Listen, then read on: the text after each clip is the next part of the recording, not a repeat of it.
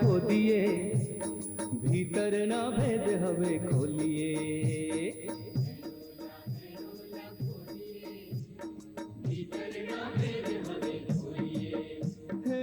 डोल्या वाव आज खोदिए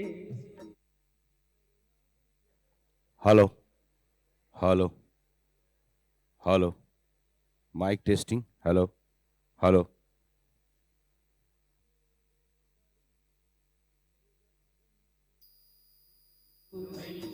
धूल ढेपू देखो दाढ़ी दे दमादम खोद उंडू काड बधू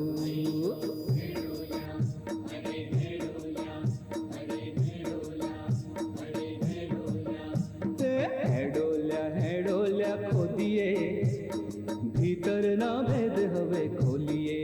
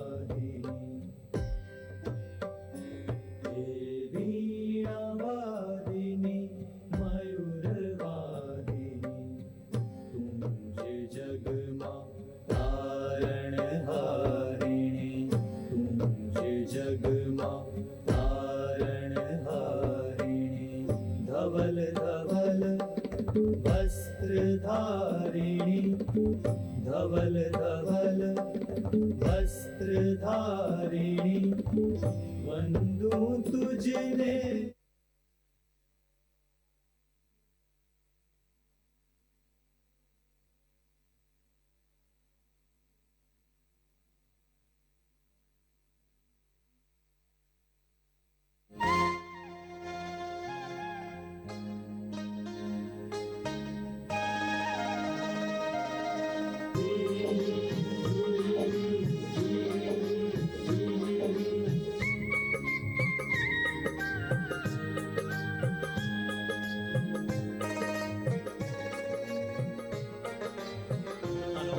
हेलो हेलो हेलो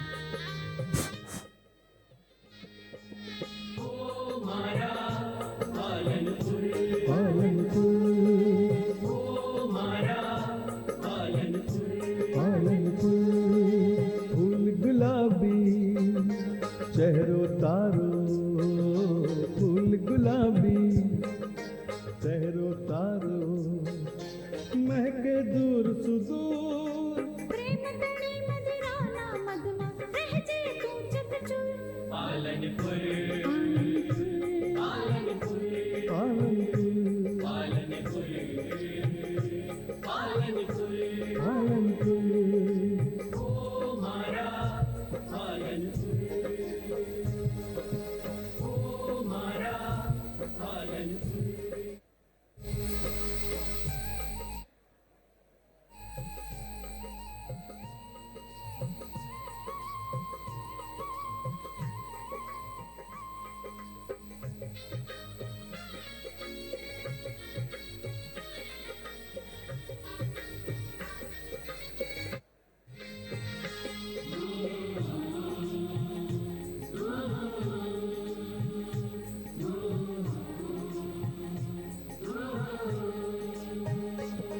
प्रहलाद न पुण्य प्रतापे धन्य थयु प्रारंभे अंकित छे तुझ गौरव गाथा उन्नत कीर्ति स्तंभ है।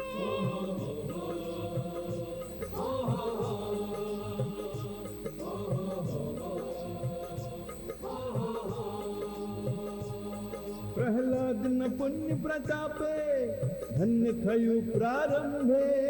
अंकित छे तुझ गौरव गाथा उन्नत कीर्ति स्तंभ है। મુર્શદ ને પાતાળેશ્વર છે, મુર્શદ ને પાતાળેશ્વર છે, બેઉ નયનના નૂર. પાલનપુર પાલનપુર પાલનપુર પાલનપુર, ઓ મારા પાલનપુર, ઓ મારા Palanpur.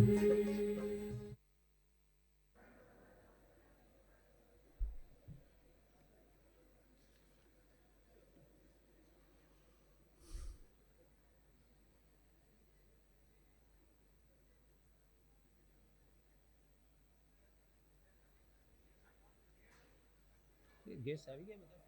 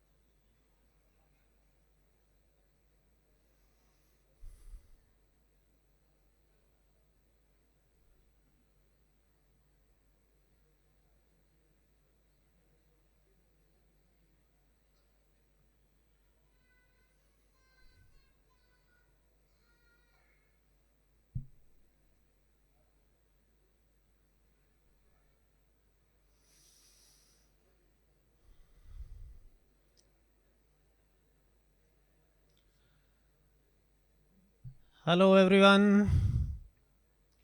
Hope you are all comfortably sitting there. A triple cool good morning to all of you. Triple cool. You may be surprised to listen that why I am saying like this, triple cool. First, the morning is cool. Secondly, Palanpur is cool. And lastly, we have some of the coolest Palanpuris among us today. In English, they say, we are lucky to have someone like you. But in Palanpuri Gharana style, we say, तुम जिसको दस्तयाब हो लाजिम है उस पे कि हर रोज अपने वक्त का सदका दिया करे. तुम जिसको दस्तयाब हो लाजिम है उस पे कि हर रोज अपने वक्त का सदका दिया करे. It means the people with whom you are today, we are today, it's sheer luck of ours. And you should crack your knuckles for this fortune. I welcome Honorable Dr. Vikram Mehta, sir, Chairman of the Banaskantha District, Kelavani Mandal.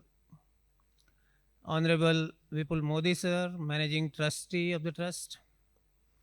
Honorable Kaushik Mehta, sir, Joint Managing Trustee of the BKDKM. Honorable Mr. Janak Dwarkadas, sir, Chief Guest of the function.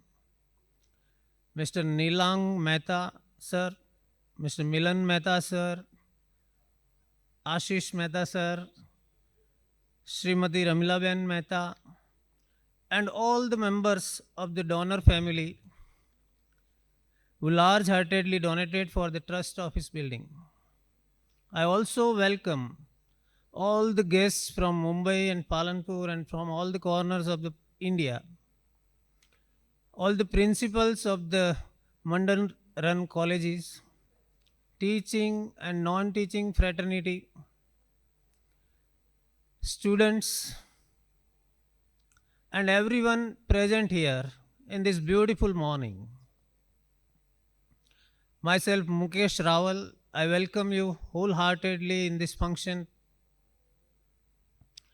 You may also be surprised to know if I wish you Merry Christmas today. I may think like a nonsense talking man. But today, it's really an auspicious day, as in some parts of the world, like Russia, the Orthodox Christians celebrate Christmas today on 7th of January. And that's why Russia-Ukraine war has been put on hold for 2 days. All the religions of the world believe in peace and harmony. Jainism and Hinduism too believe in the same. I would like to recite a hymn from Brihadaranyaka Upanishad. Asato ma sadgamaya tamso ma jyotirgamaya mrityor ma mritam gamaya om shanti shanti shanti. May I now invite Honorable Mr. Vipul Modi, sir, Managing Trustee of the BKDKM, for welcome address and introduction of the trust. Modi, sir, please.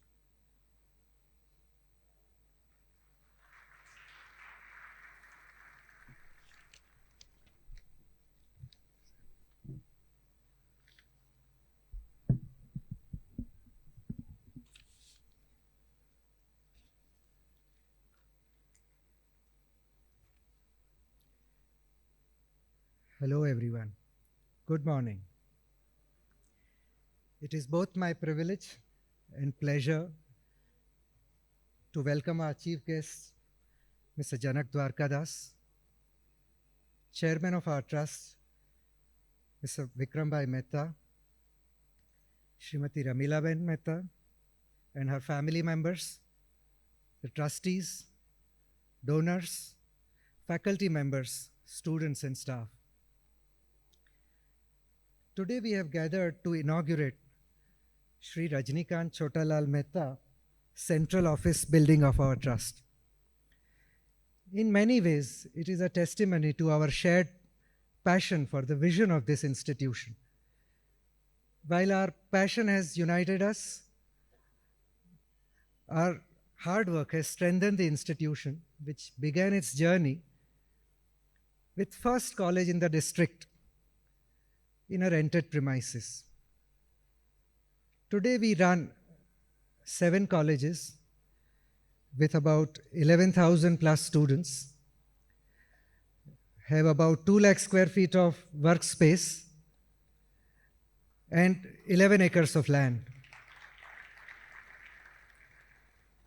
I urge and welcome all of you all to please take out some time and walk through this beautiful, sprawling and beautiful campus and its facilities.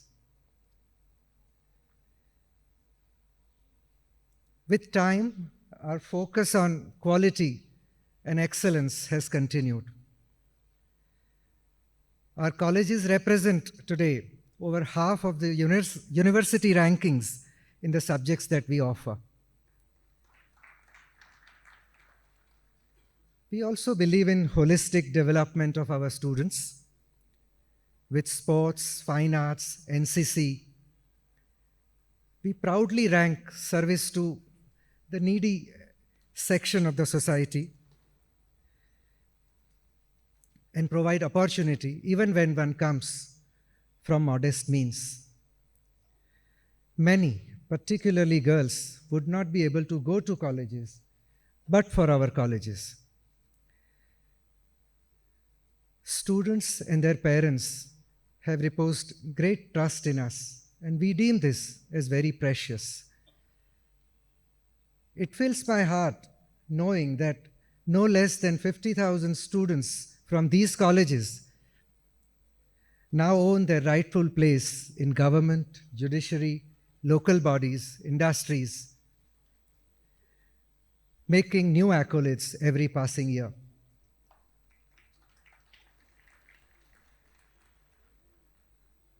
Still, an alarming number of young people are unable to pursue a life-transforming college education. Let us enhance the learning opportunities and provide facilities to support that effort. I must commend and thank our donors for their generosity and for this commitment to this cause and to this campus. Hence, it is with immense pleasure that I stand before you today to welcome Srimati Ramila Ben, Shri Nilang Bhai, Shri Milan Bhai, Shri Ashish Bhai, and their families who have provided a generous grant towards construction of the central office building of our trust, which we have inaugurated today.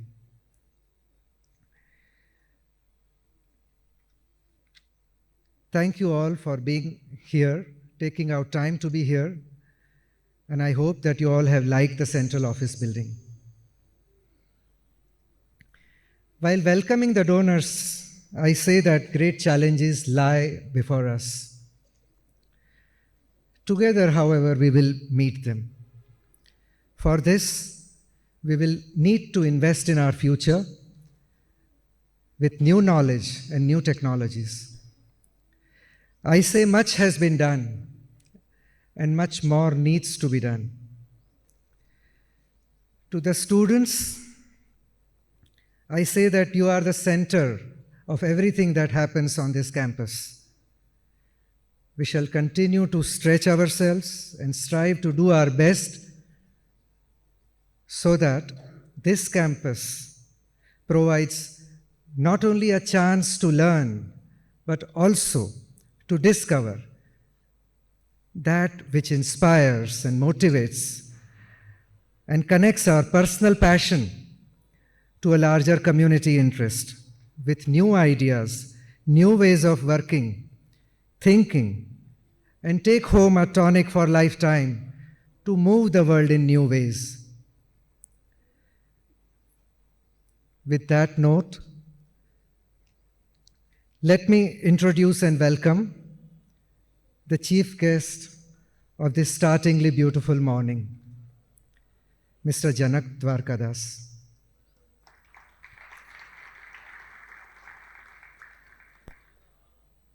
He is a designated senior advocate at country's most premier high court.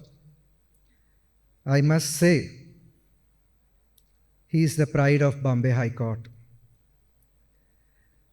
He has attended and represented many commercial, tax, constitutional, and complex civil litigations, and many social and environmental causes. He is a role model amongst lawyers and law students.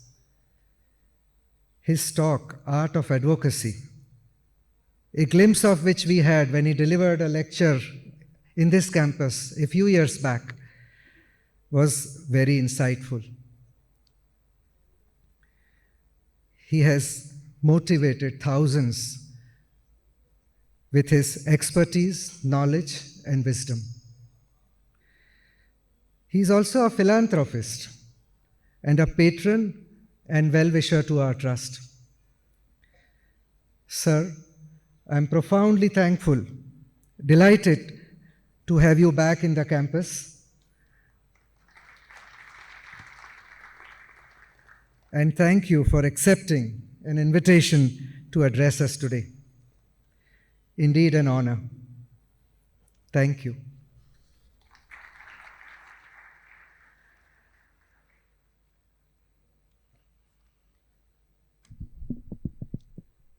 Thank you very much, sir, for the welcome of the guests and brief introduction of the trust and its activities. Now it's time for welcoming the guests by flowers. Offering flowers to the guests is a custom and tradition of India and Palanpur too. But Palanpuris are known for their flowers, for Itra. Palanpur is well known in the world for its Itra. So, offering them in a Palanpuri style by introducing the flowers it will give a new spice altogether.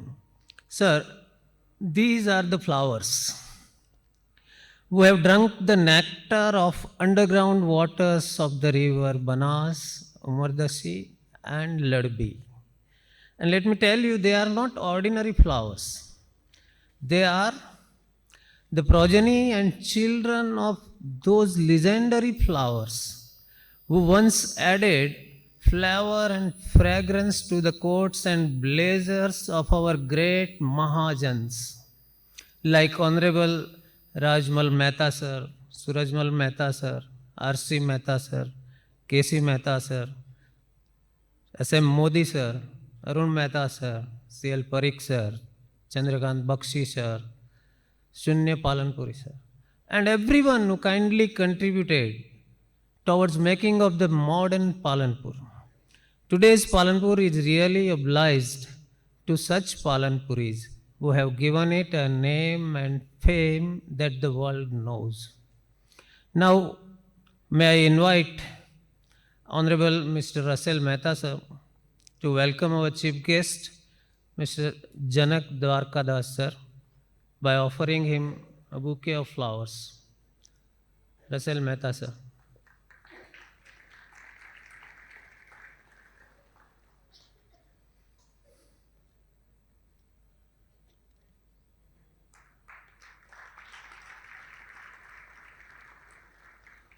Thank you very much, sir. I would again like to call upon, sir, you, Russell Mehta, sir, to felicitate Mr. Nilang Mehta, sir, member of the donor family, by offering him flowers.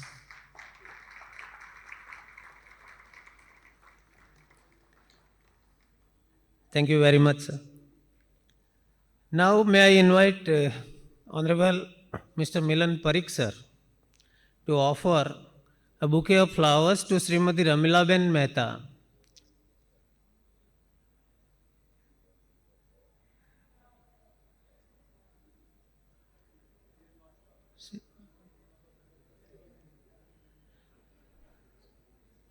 Okay.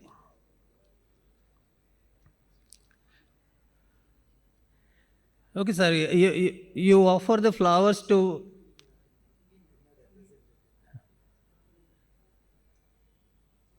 the member of the donor family.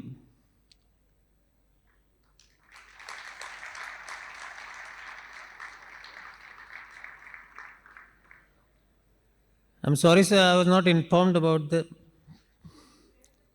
Okay. Again, I would like to call upon Mr. Milan Parikh, sir, to welcome Mr. Milan Mehta by offering a bouquet of flowers. Mr. Mehta is also a member of the donor family.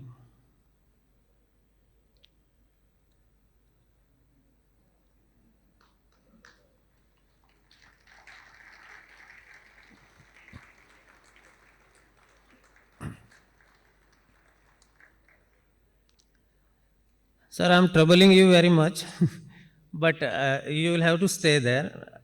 Again, I would like to call upon you, sir, to welcome Mr. Ashish Mehta, sir, by offering him flowers.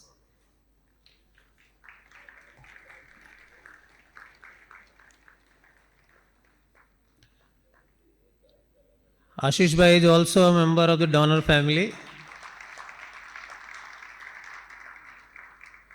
He is lovingly known as Raja Bhai in Vidya Mandir family. Mr. Mehta, okay, now it's time, sir, to listen to the address of our chief guest, eminent lawyer and senior advocate of Bombay High Court, Mr. Janak Dwarkadas, sir. Sir, I humbly request you to deliver your speech.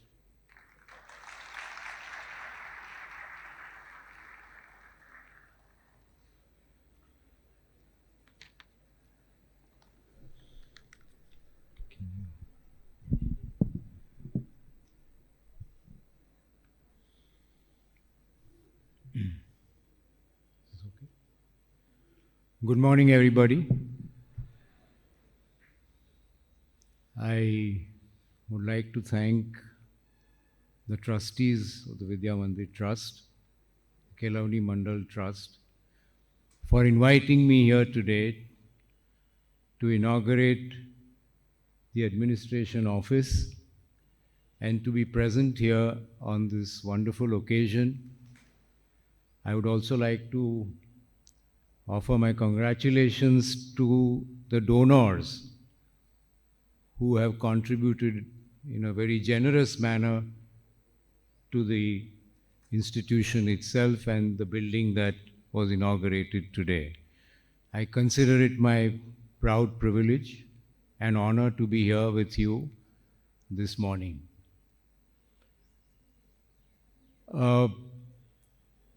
Since this institution, which has been set up, is primarily an educational institution, I am going to address myself more to the students who are here in large numbers today. So I'm going to beg forgiveness from the adults if I sound very sermonizing and addressing certain very basic thoughts and ideas which I have gathered over the years from my own experience. So let me begin by saying good morning to fellow students who have gathered here today. And why do I use the expression fellow students? Because I consider myself a student of the law. And as they say, law is a practice. You never really become perfect. As one of our very senior lawyers, Mr. Fali Nariman, has said, the more you practice, the more you learn how much you do not know. So I think I would be right in calling myself a fellow student.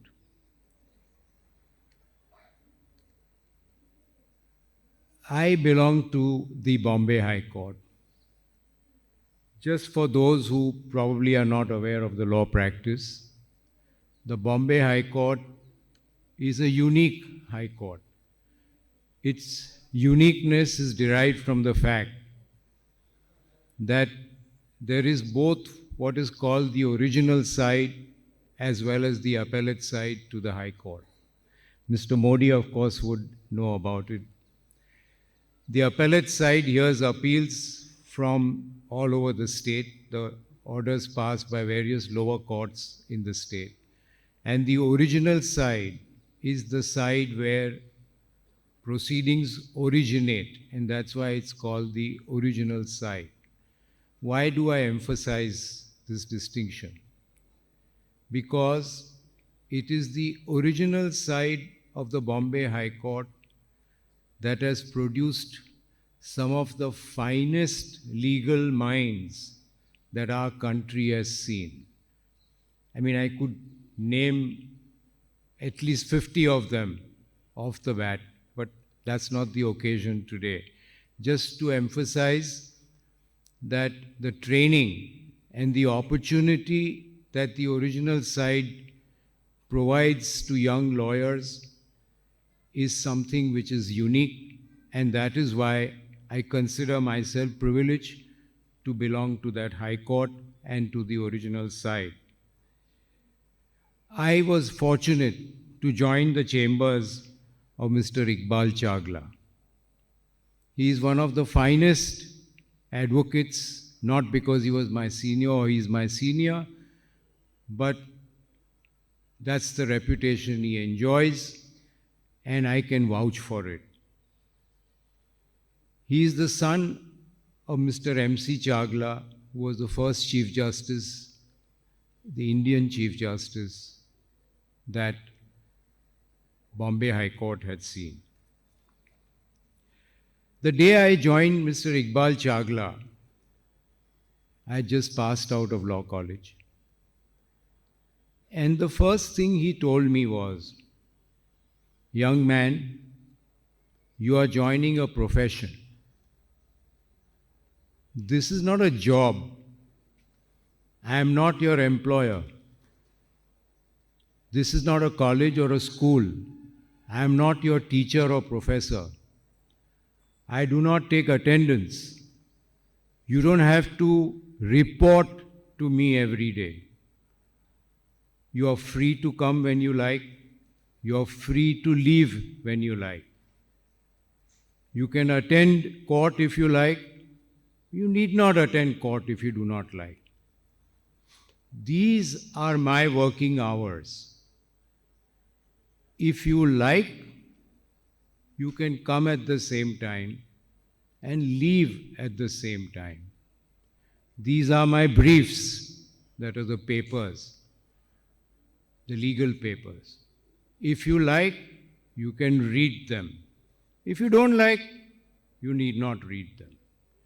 If you like, you may join me and come to court. If you don't, you can sit back in the chambers and read what you like. This was one of the most shocking pieces of introduction to the legal practice that I have known. Of course, I have followed it in my own way when juniors, and several of them have joined me over the years, and I have told them more or less the same thing. Why? Why do I say it, and why did Chagla tell me this? The reason is simple. It's the first day you learn that you are responsible for yourself.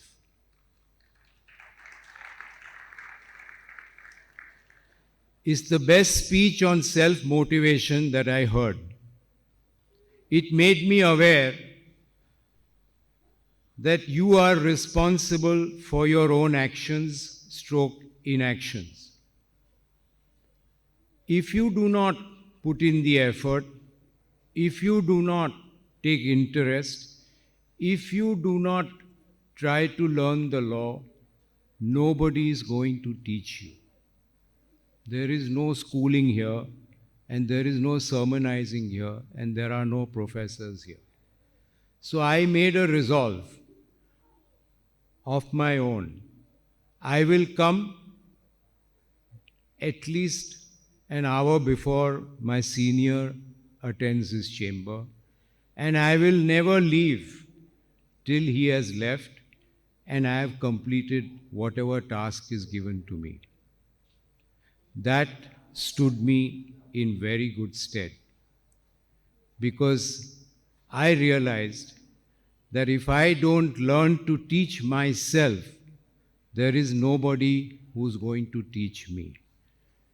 And that, to my mind, is what I would tell you, students or fellow students who are here, that when you enter the real world, don't expect favors. Do not start with the presumption that the world owes you anything. It owes you nothing. You are fortunate to have been educated. You have the basic training. Now it's up to you what you make of your life. If you work hard, you may succeed. If you don't, you have only yourself to blame.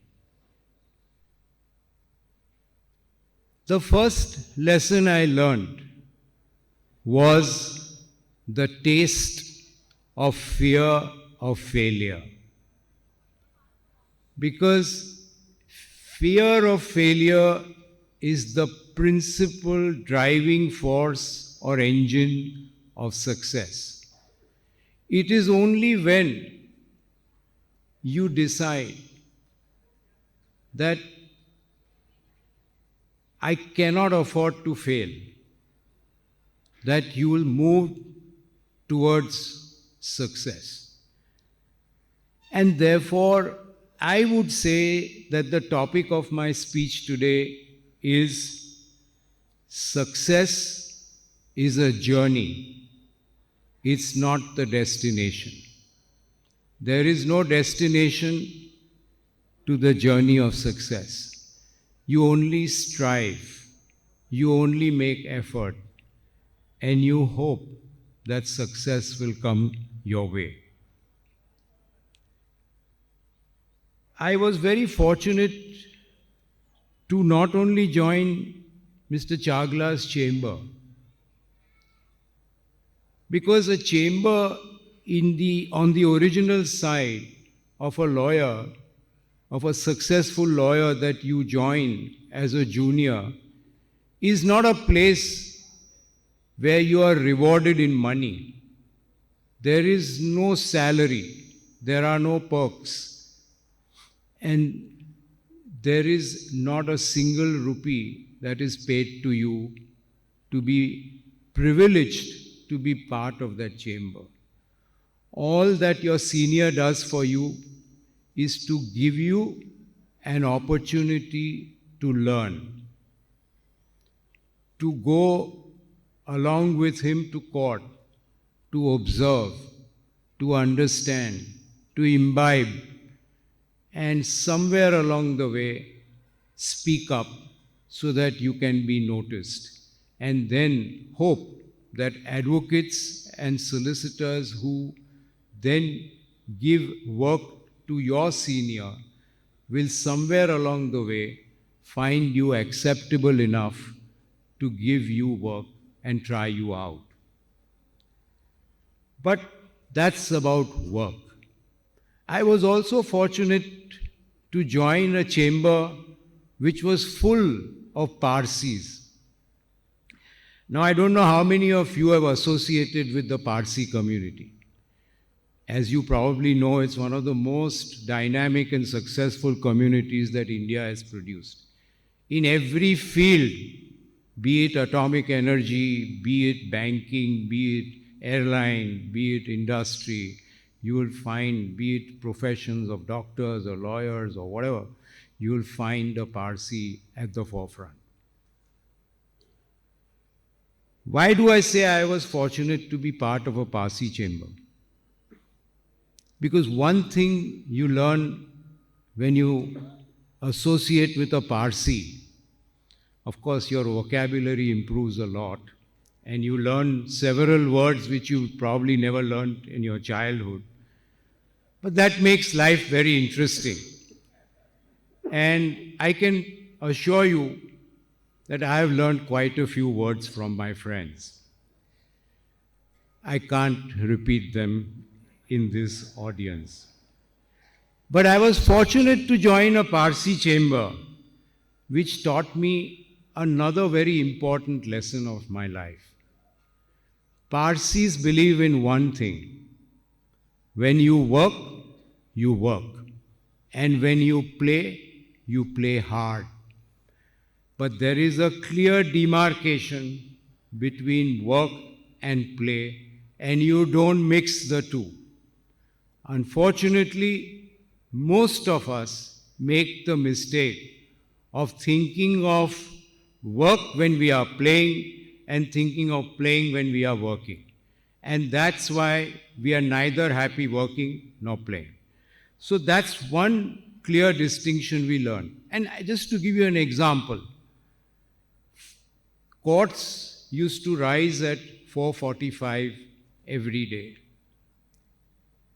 After the courts rose, time would be available to prepare for the next day's cases. So that would be done in what are called conferences or meetings, where the briefing advocate, solicitor, and client would come and say his piece. You'd get an opportunity to read your papers, your briefs, and look up the law and whatever, and try to be ready for the following day. But in a Parsi chamber, from 4:45 to 5:15, there was a rule. There will be no work talk. You will have tea and you will have some nashta, as they used to call it. But God forbid, if you ever brought up work, if you ever made the mistake of saying, I told the judge this, or this happened in court today, you would be marched out of the chamber. That was the discipline. But from 4:45 to 5:15, it was a laugh riot. I cannot tell you the pleasure we've had, the jokes we have cracked, good or dirty, it didn't matter. But they were innumerable. And the camaraderie we built as a result of that half an hour has stood us in good stead today, where we can call up each other any time, night or day, and it would be like yesterday. So that is what I learned.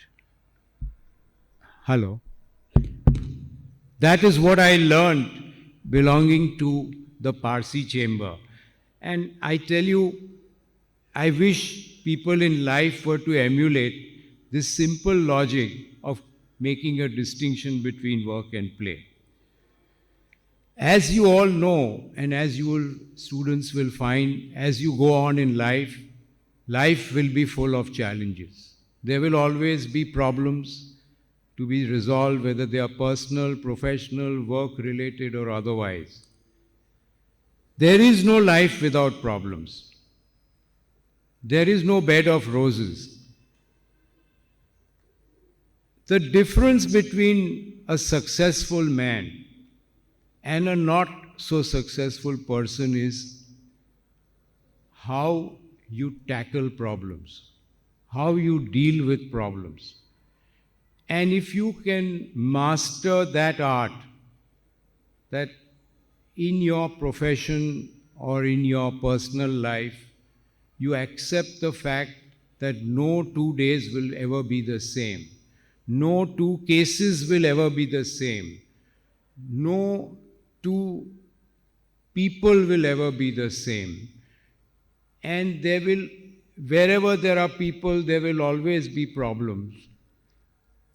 It's how you deal with them, how you learn to deal with them, how you cope with them, is what will make the difference between whether you will be successful or not so successful.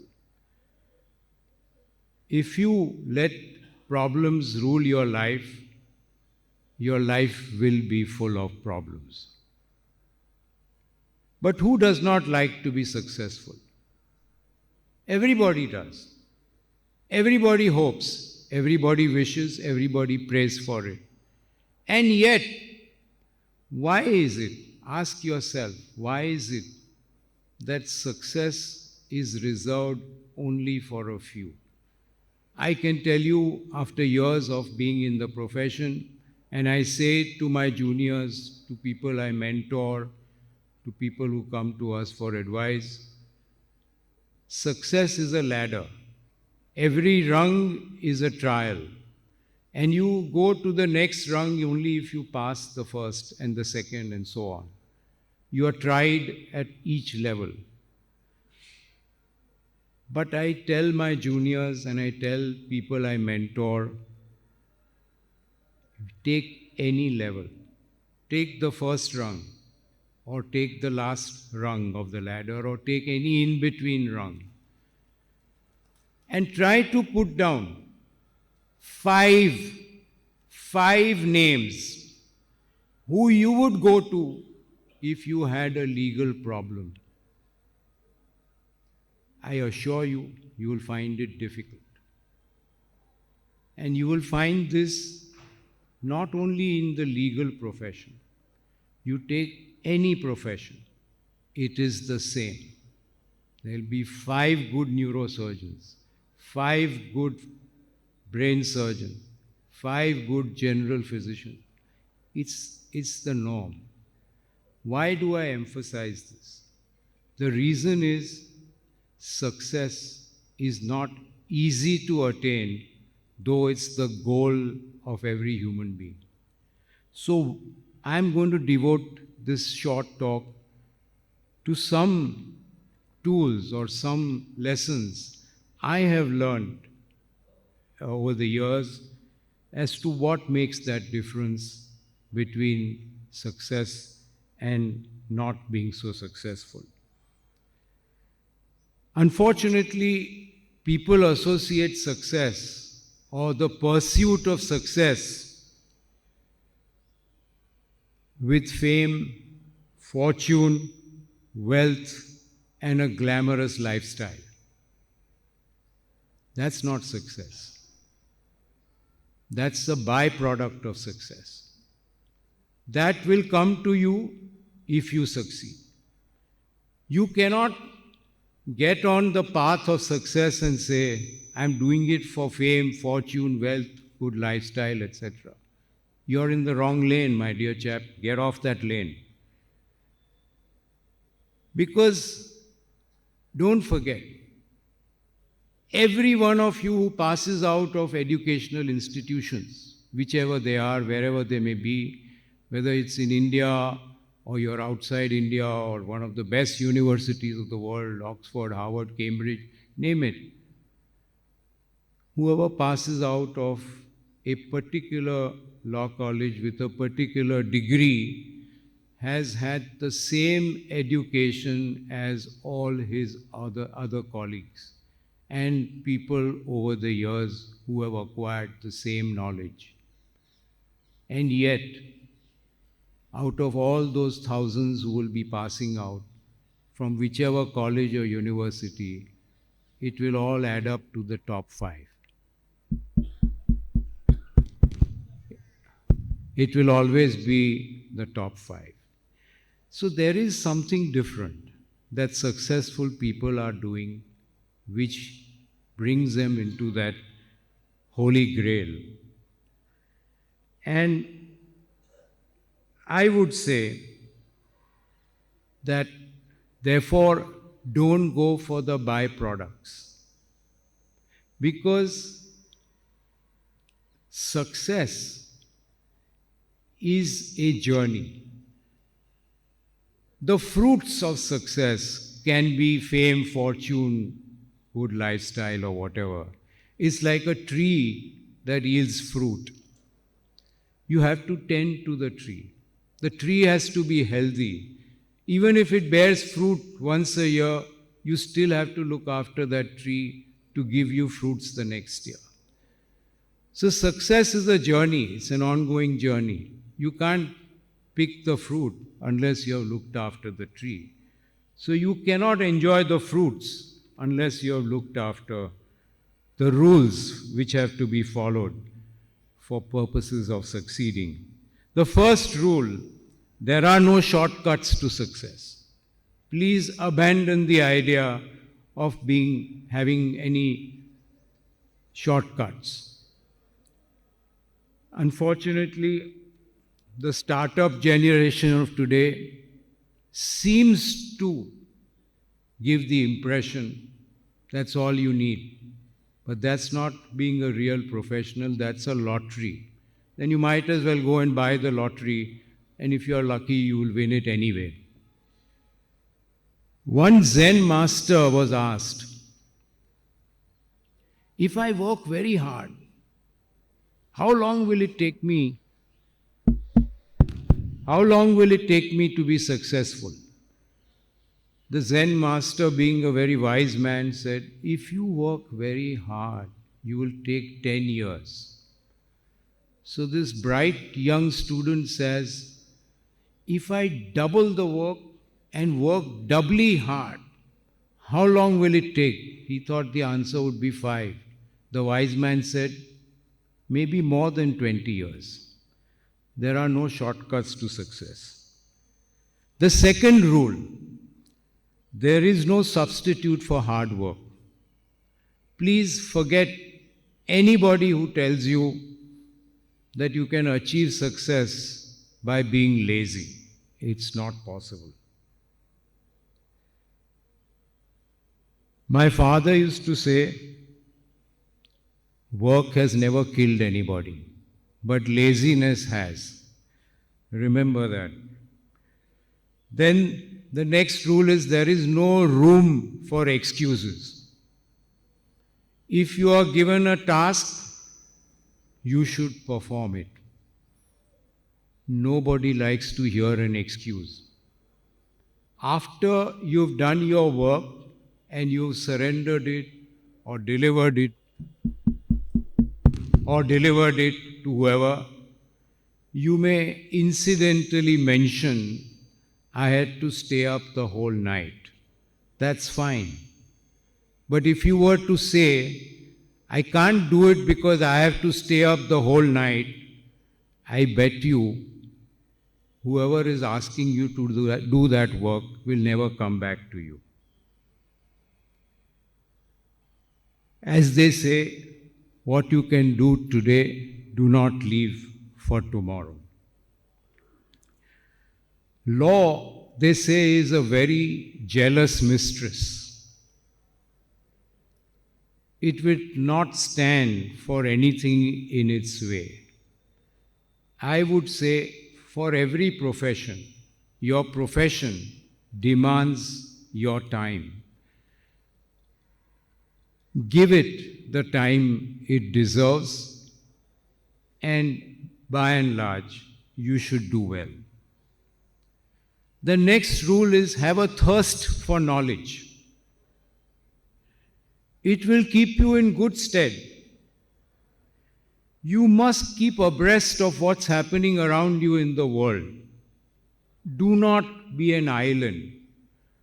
Do not ever sound like, I don't know and I don't care. The same thing will happen to you. People will stop caring for you.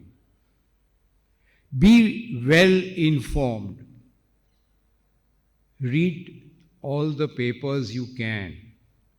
Stop using the tablet.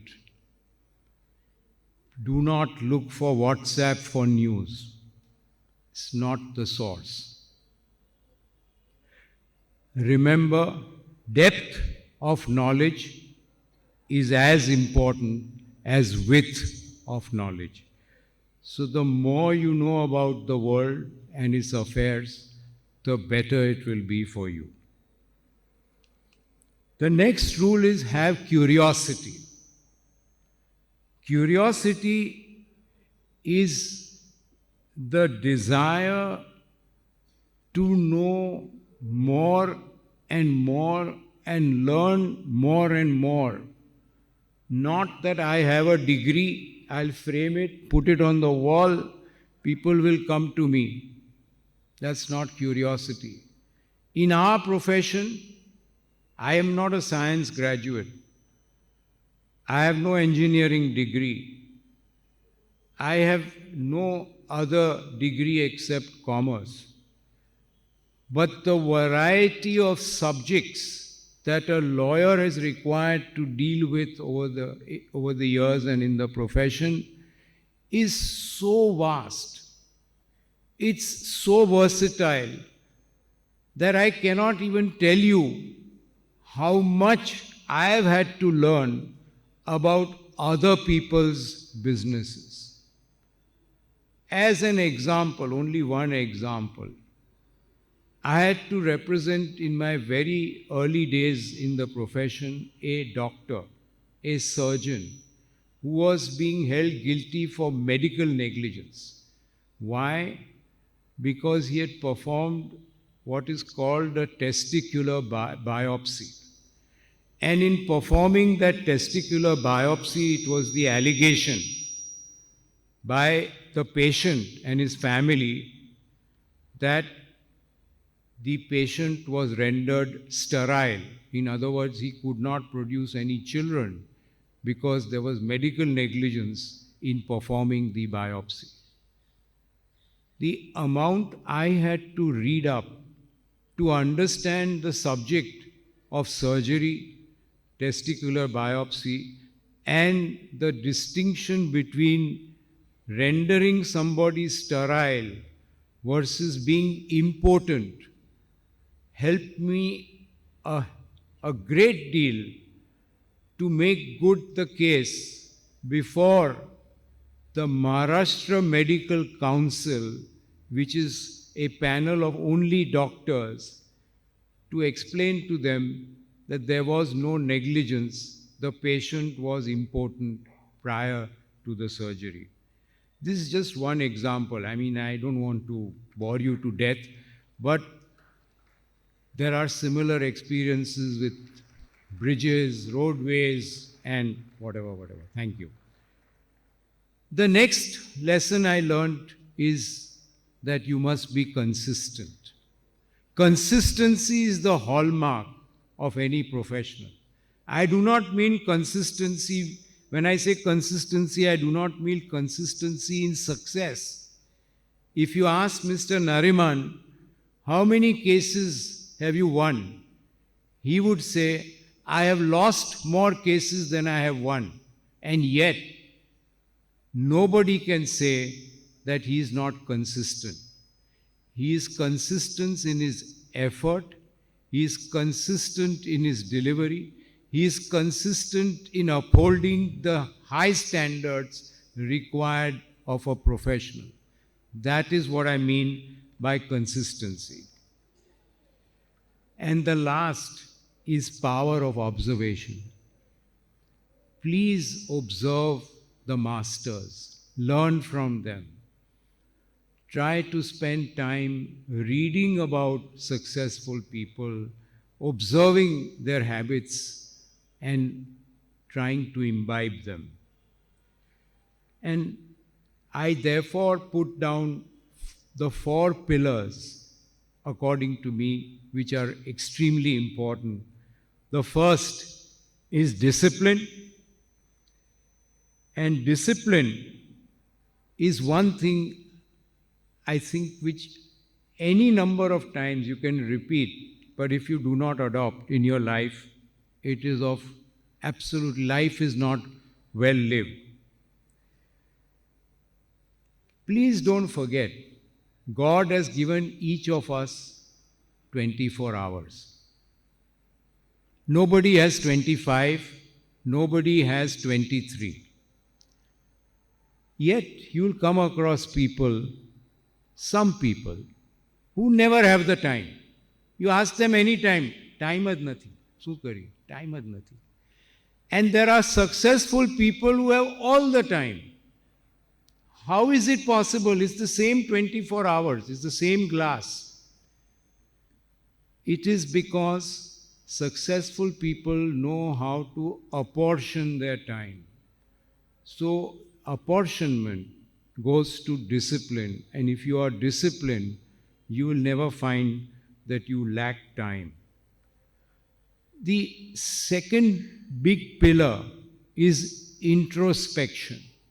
Introspection is holding a mirror to yourself, where you don't see your physical reflection, not what you look like, but what you did on that day, what you did not do that day, whether you really performed well or you did not perform well.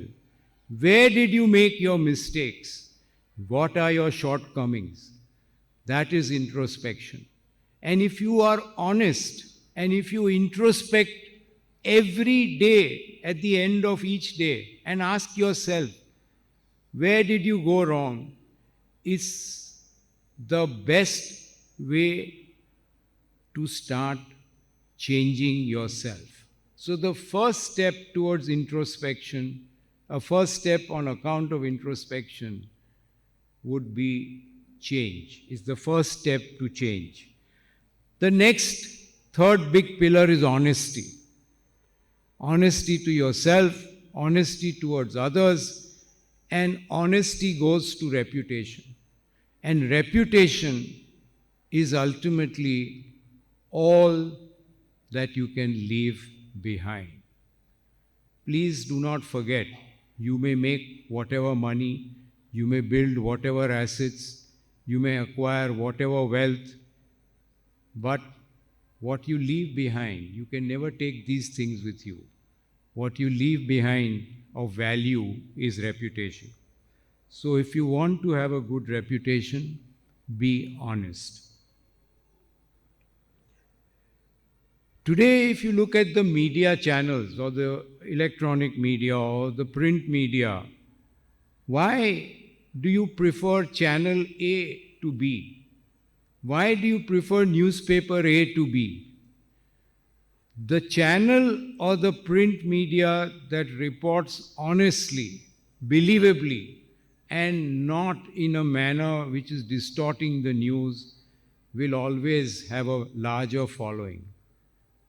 There was a Gujarati play I had seen many years ago. And what I am saying about honesty is best illustrated when I give you this example. It was a humorous play. So what I'm going to tell you is a little humorous. This man walks into the room on the stage, that is, and tells his friend, this and this has happened. Doordarshan has denied it, BBC has confirmed it, so it must be true. That is the reliability factor. That is the honesty. The last pillar is change. As I told you earlier, introspection brings about change. If you don't believe that anything is wrong with you, you will never change. And if you are not willing to change, you will never improve.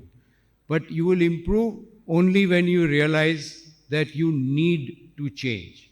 And you must know what it is that needs to be changed, which is where introspection comes in. Because as I told you earlier, there are no schoolmasters, there are no professors, and as you go on in life, you will find when you have done something very well, you may be criticized, and when you have not done so well, people may praise you. So if you go by those standards, you will be following the wrong path of change. But introspection is a path which is more honest, more reliable, and will help you do better. I would like to end by saying that success must lead to leadership, because it is only when we have good leaders that you can bring about a change in the next generation. Leaders, they say, leaders make leaders. What does that mean? Only a leader will not feel insecure about his mentor, person he has mentored, or his junior, or his children, or whoever, succeeding better than the leader did. There is no monopoly over success. If you have succeeded, wish it on others. Don't try to keep it as a treasure. Put it in a vault. Try to create other leaders so that more people can succeed rather than you alone. And they say that it is only when there are good leaders that society will change. As it has been said, a leader is one who knows the way, goes the way, and shows the way. I thank you very much for giving me this opportunity.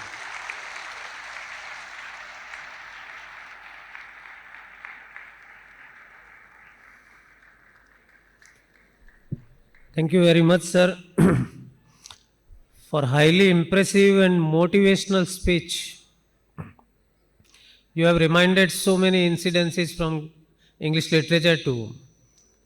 While we were learning, sir, it was said, work while you work and play while you play. That is the rule to be happy and gay.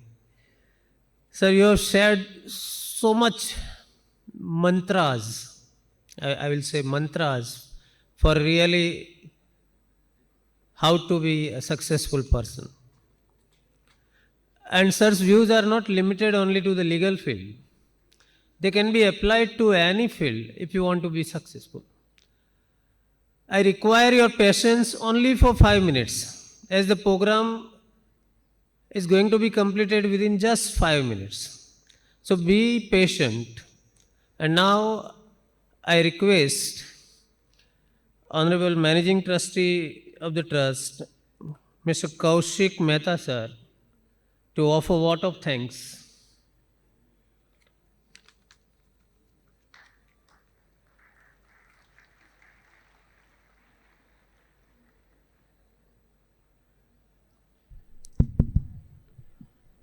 Good morning to everyone. We are privileged, it's a proud privilege, Janak Bhai, that you are with us. Thanks indeed for you have spared so much time for us. And the speech which you gave, I have been associated with so many organizations, social organizations and associations, particularly Gem and Jewellery Council. The speech which you gave, I've heard long back, very similar kind. In 1984 or 85, Mr. Nani Palkhewala was the chief guest of our Gem and Jewellery Council. And the speech which he gave that day, it reminds me what you spoke today. Thank you very much indeed for your encouraging words. These words are not only the learning process for students, even for people like me. It has given a lot of insight. Thank you. Of course, members of the Rajnikant Chhotalal family, for the support, what you have given to these institutes shows your attachment, your commitment towards not only Palanpur, entire Banaskantha district, and of course to Banaskantha district Kelavani Mandal. All the dignitaries, those who have come, particularly Palanpuris from Mumbai and outside Mumbai from abroad, let me thank you that you have spent your time and come to this city, shows how much attached you are. Our native place, Palanpur, where our generations have lived, and they have done so much work for this city, and you are still attached with the city. I'm really happy and proud of all of you. Let me also take this opportunity to recollect late Sri Arun Bhai Mehta and late Sri Sirish Bhai Modi, who had done practically they spent their entire life for the betterment of this institute. It has started in early 60s in a very small way. And see, today we have 11,000 students, 7 colleges, and we don't know, this is only the midway, we think. Ganga, when it starts from Gangotri, it's always a spring. And look, when Ganga reaches to Haridwar, to Allahabad, it becomes like a sea. We wish this institute will convert that way, and with all your supports. And last not but the least, let me thank the managing committee, those who are really involved in making this institute a success. All the principals and students of these 7 colleges, your support and the way you have been working with best of your abilities have made this institute of this level. And I appeal to the students, those who are with us today, you will pass this institute, you will become graduate, masters, doctors, but you will always remember this institute and you will be always associated with this. As I also came from Palanpur, Vidya Mandir, before I passed before 53 years, and I still remember what kind of education that institute has given me. So please be with us in future also. Thank you. Thank you all.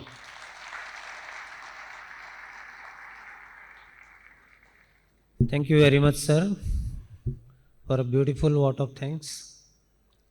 A little announcement to make is, as the guests have come from Bombay and other parts of the country, they can visit the painting exhibition at one of the colleges in the campus. It's a very nearby place. If you want to visit the painting exhibition, please you may proceed. And before we depart, we'll all stand up for the national anthem.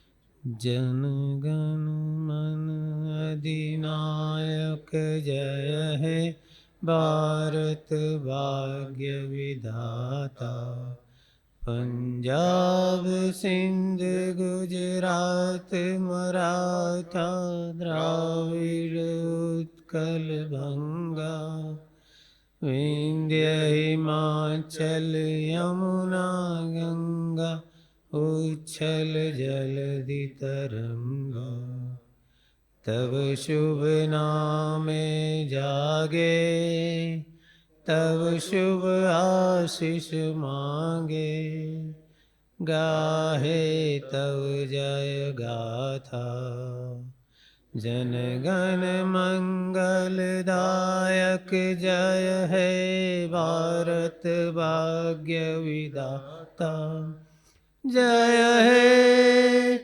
जय हे जय हे जय जय जय जय हे. We take note of generous presence of present MLA of Palanpur, Mr. Aniket Thakur, ex-minister, Mr. Haribhai Chaudhary, Dr. Paresh Parikh, and all the dignitaries from the city who have visited the function. And now, with the permission of the President, I declare the function over. We may depart, please.